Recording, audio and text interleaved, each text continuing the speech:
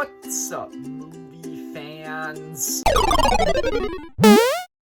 Guys, my most anticipated movie of 2023, Spider-Man Across the Spider-Verse, just came out, and I saw it the other day, and today I'm going to be reviewing it. Now, going into this movie, I was extremely excited, because if you don't know, Spider-Man Into the Spider-Verse is one of my favorite movies ever. It is tied with Toy Story 3 probably for my favorite animated movie ever. It's straight up probably my favorite superhero movie ever. I love Spider-Man Into the Spider-Verse so much. That movie is so well animated, it's creative, it's funny, and it is so emotional. I love that movie, and this is its sequel, so I had very high expectations for this movie. Did it live up to those expectations? Let's get into it, starting with everything I liked about the movie, then everything I disliked, and then my final score. All spoiler-free, as always. Starting with everything I liked about this movie. Now, Spider-Man Into the Spider-Verse was the most well-animated movie I had ever seen in my life. I love the animation in that movie so much. They found a way to take the look and feel of a comic book and translate it into 3D animation, and it looks fantastic. Not only does the animation just look really cool, they also found all these clever things to do with it to make it look even more like a comic book, like the words coming on screen to illustrate people's thoughts or actions, the cool flipping between panels and stuff. All of that is just really cool. Now, you might have noticed I said Into the Spider-Verse was the most well-animated movie I'd ever seen. And that's because Across the Spider-Verse has beaten it. Across the Spider-Verse takes the amazing animation in Into the Spider-Verse and takes it to the next level. It does even more creative things with it, like having each new dimension that you go to in this movie, and you go to several different ones in this movie, looking different. Each universe that you visit has its own unique style and feel. Each universe that you visit and character that you meet there looks different. It just looks really cool, and they did a lot of very creative things with the animation. I really liked this movie's animation. Another thing that this movie managed to match the first movie with was just the comedy and the creativity. I just really like seeing all of these different Spider-Man variants throughout this movie, and a lot of them are really fun and just cool. They did a lot of very creative things with a lot of them. The way that this movie's story plays out is very creative. They found a way to take all these different tropes that you see in Spider-Man movies and tell this story about them and why they are, why certain things have to happen in each Spider-Man movie. And it's really interesting what they did and how they tied it into Miles and Gwen's arc. I'm trying to be vague here because there's a lot of spoilers involved with what I was just talking about, but I just really liked the way that this movie kind of adds to multiverse Spider-Man lore. It's really cool. This movie's version of the multiverse, the universes that you go to, just all of that. It is more creative than basically every other Marvel multiverse thing. This movie, I would say, has a more creative and cool version of the multiverse than Loki, No Way Home, and Multiverse of Madness combined. I think that this movie is definitely more deserving of the name Multiverse of Madness than Doctor Strange in the Multiverse of Madness. Talking about a lot of the different spider people that you see in this movie, they're just really fun. There's a lot of different Spider-Man variants that you meet in this movie. A lot of them just steal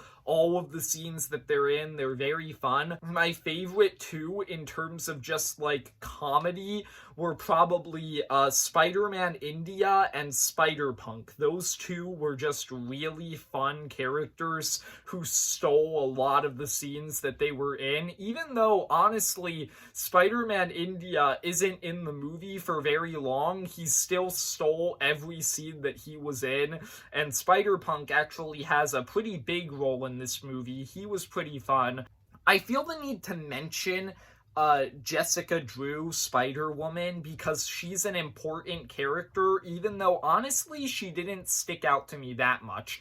Like, I liked her, I thought that it was interesting, some of the things that they did with her, but she wasn't really one of my favorite characters in this movie.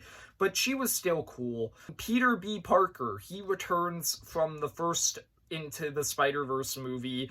I thought that he was pretty fun here. He doesn't have as big of a role as he did in Into the Spider-Verse, which was kind of disappointing because he is my favorite character in Into the Spider-Verse, but he was still fun with the limited time that he has. And honestly, I think that him being in this movie less was actually kind of a good thing, because like I said, I like him more than Miles in Into the Spider-Verse. So in this movie, Miles is able to have a lot more time to shine, and he is my favorite character in this movie. We'll get to him in a minute. But Miguel O'Hara, he is fantastic in this movie. Miguel O'Hara, Spider-Man 2099, he was a very interesting character in this movie with a very, like, deep motivation as to everything that he's doing. He took on a kind of an antagonistic role in this movie, and I thought that it worked really well. It made perfect sense why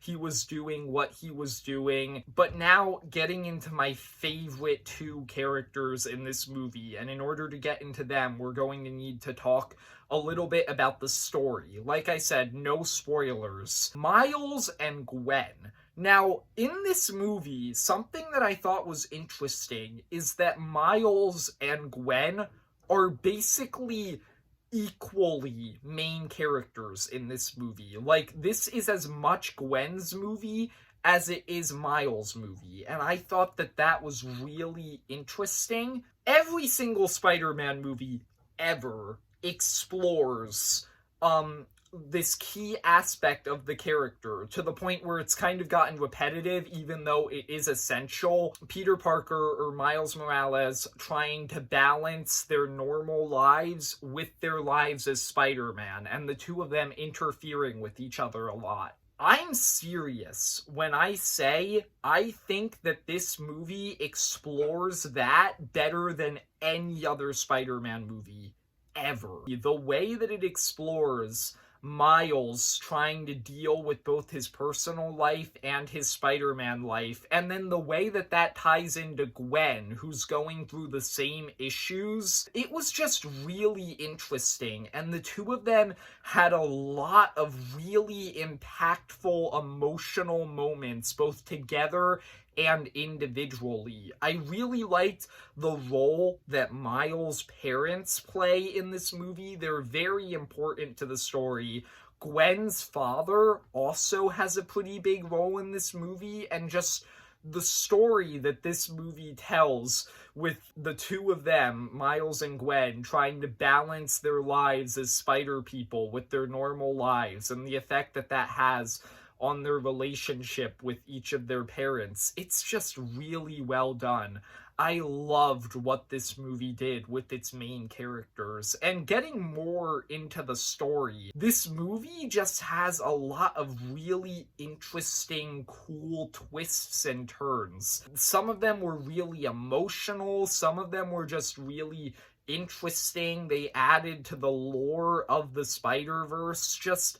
I really loved a lot of what this movie did with its story and all these multiversal ideas. There are a lot of really obscure references in this movie that I thought were really cool.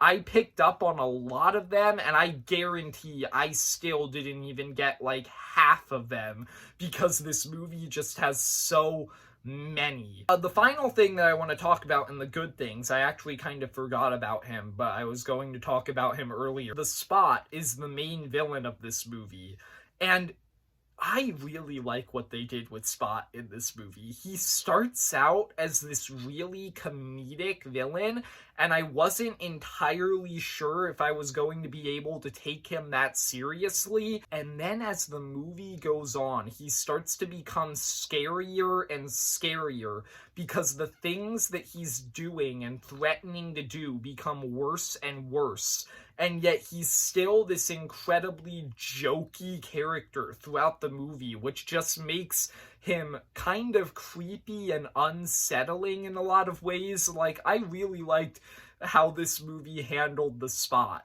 So now, that's everything I liked about the movie. Getting into everything I disliked, I barely have any problems with this movie.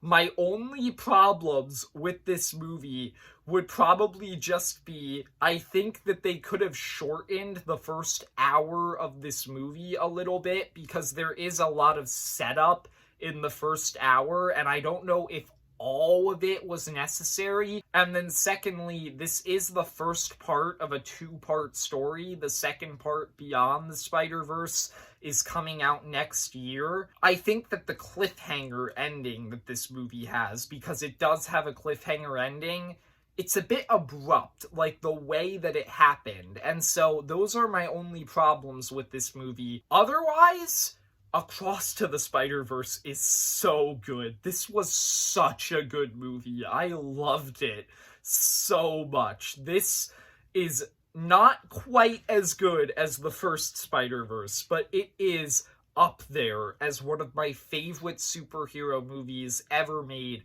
It's, in my opinion, the second best Spider-Man movie ever made, and I am going to give it a 9 out of 10, although honestly, I think it's very close to a 10. I loved this movie. There you go. I hope you enjoyed the video. If you did, leave a like and subscribe. Comment down below, what did you think of Across the Spider-Verse if you've seen it, and see ya, movie fans.